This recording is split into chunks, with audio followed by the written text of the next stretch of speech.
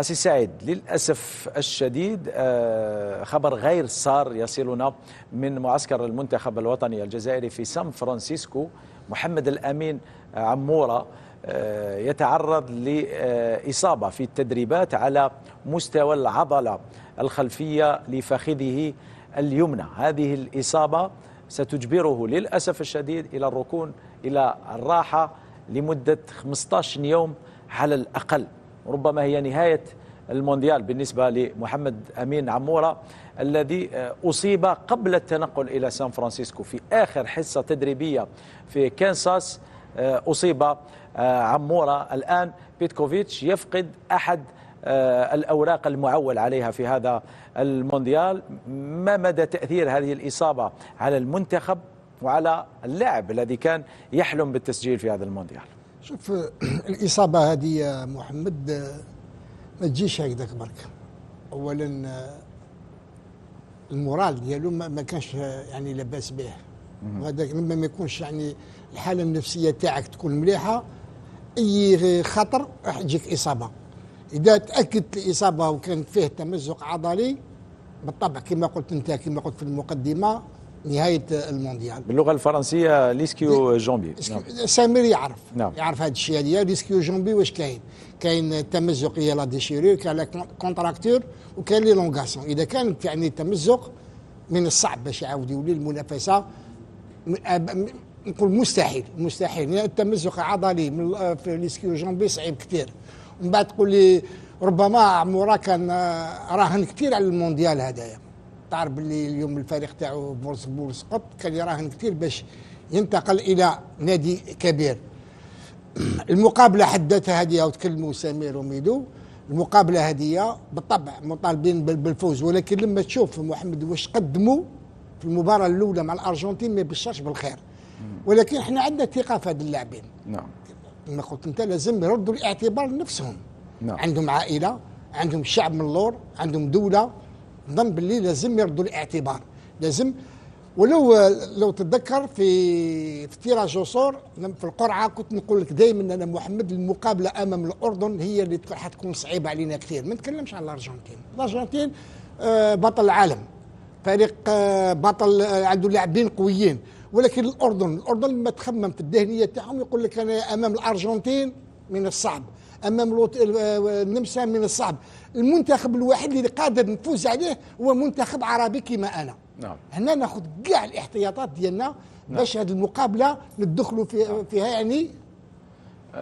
سمير، نبقى في إصابة عمورة. على كل حال لاعب سيجري غدا بحول الله فحوصات أخرى معمقة للكشف عن مدى خطورة هذه الإصابة وتحديد مدة غياب عمورة. لكن قلت لك الأخبار الأولية الواردة تقول بأنه 15 يوم على الأقل. نوعية هذه الإصابة وخطورتها على اللاعبين؟ من نقاط قوة اللاعب أنه يمتلك السرعة. نعم. لازم واللاعب تاعو ماهوش ان جوالي يكون يلعب الاري طول طون لي زابيل. وهذه الاصابه جايه في خلف الساق، يعني ما تقدرش انك تاكسيليري لغايه تجي تقلع تحبس لي زيسكيو. وحنا ماش عارفين اسكو كما قال لك كونتراكتور ولا ديشيرير. ما تكون كونتراكتور تكون صعيبه عليه انه هو يمتلك السرعه، ولازم اشاك فوا في لي زابيل. جو بونس كو راح تكون صعيبه عليه. ان شاء الله ما تكونش. احنا ماذا بينا ما تكونش اقصر مده للرجوع اذا ما كانش الاصابه. شوف لي زيسكيو واعرين. احنا واش قلنا هو لاعب سريع. لا تلعب بلا سرعه ما تلعبش. تقدر تلعب في اللاكس باغ اكزومبل، ما يكونش كاين تجيري بصح اشاك كوتي دو مونت لاكسيون لا تحبس. انا نقول باللي اصابه صعيبه باللي يعاود يرجع لها. محمد تكلم سمير. اذا تكلمنا على تمزق عضلي، واش هو التمزق العضلي؟ كاين عضله وفيها لي فيبر، الخيوط هذوك. نعم. بعض الخيوط يتقطعوا خلاص، يتقطعوا ما يوليوش. لازم لك وقت باش يعاودوا يرجعوا لمكانتهم. نعم. ولازم تداوي. لا كونتراكتور عقده تقدر في اسبوع تحل العقده هذيك بالطبع بالدواء والكيني وكاع. نعم. لي لونغاسيون نفس الشيء. تمدد لي فيبر هذوك من الصعب باش تولي. نظن باللي انايا اذا كان سيء انقطاع عن تسجيل أهداف للعديد من المباريات، انتقادات كبيرة جدا. بعدها ينطلق المونديال، اللاعب يشارك لبضع دقائق فقط أمام المنتخب الأرجنتيني، بعدها مباشرة يتعرض لإصابة قبل السفر إلى مدينة سان فرانسيسكو. والآن أنا حسب ما لدي من المعلومات الأولية تبشر بأن اللاعب إصابته ليست خطيرة جدا، وأنه سيغيب ربما لأسبوعين فقط. نعم.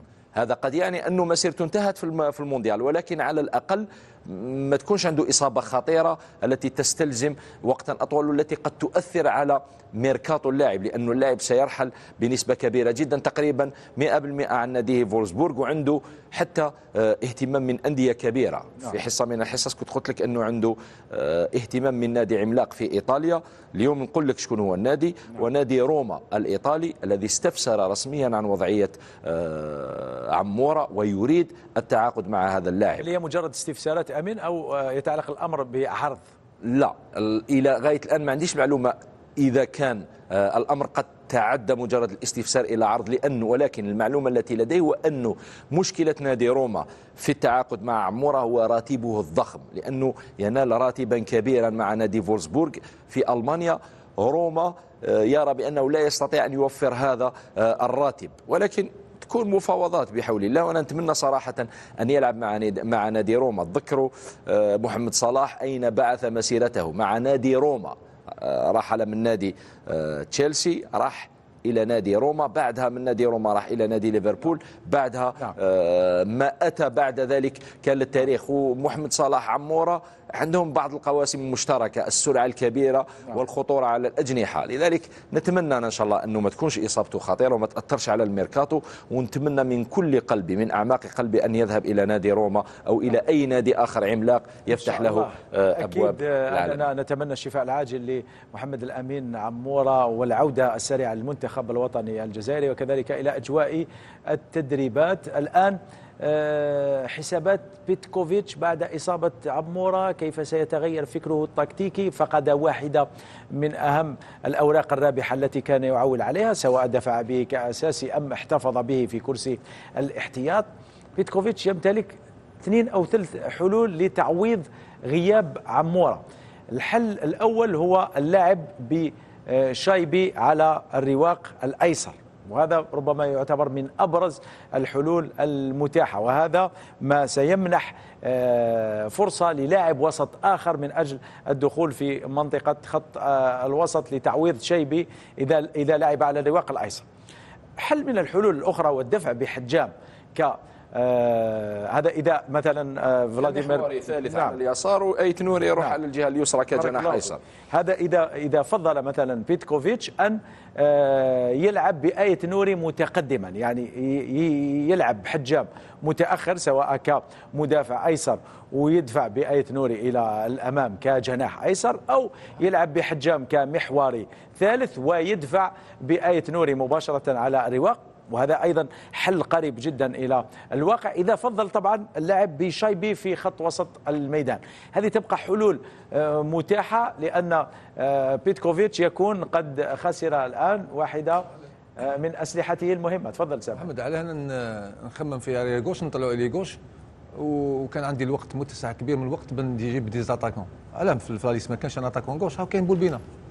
بولبينا على ما نتيليزيشن، علاه نروح نجيب انا اريا غوش اللي ما عندوش، باسكو كي نقولوا احنا اريا غوش. قطعتني سامر، كنت لا انا عندي اريا غوش ايت نوري كي يدير لو دونجي في لوفونسيف. نعم. عباك الى ترافيرسي هذاك التراجيكتوار من لا ديفونس ميليو تيرا وراح يقدر يجي يقدر يدونجي، بصح كي تحطه في كوم اتاكون ما يديرلكش الرول هذاك، يعرف يجي من اللور لا غوش. نعم. صافي دير يجي ديريال باسكو كاين ليسباس يقدر بصح كي تحطه ايت نوري تحطه الي غوش ما يدير لك والو. نعم. الى با لي كاليتي تاع الاتاكون.